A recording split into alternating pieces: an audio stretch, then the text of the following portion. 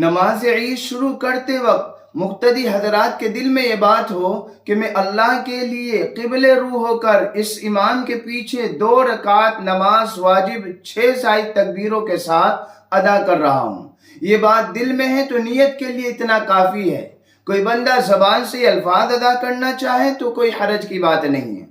اس کے بعد امام صاحب تکبیر تحریمہ کہتے ہوئے ہاتھ باندھیں گے، مقتدی حضرات بھی اسی طریقے سے تکبیر تحریمہ کہتے ہوئے ہاتھ باندھیں گے۔ پھر امام صاحب بھی اور مقتدی حضرات بھی دونوں ثنا پڑھیں۔ ثنا کے بعد تکبیر کہتے ہوئے دونوں ہاتھ کانوں تک اٹھائیں گے اور چھوڑ دیں گے۔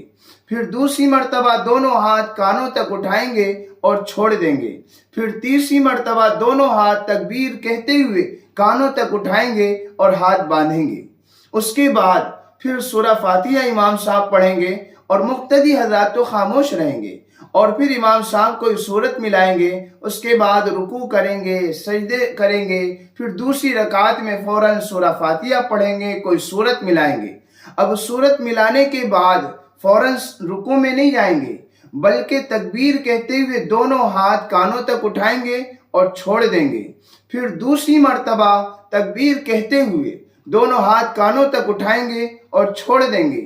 پھر تیسری مرتبہ دونوں ہاتھ تکبیر کہتے ہوئے کانوں تک اٹھائیں گے اور چھوڑ دیں گے۔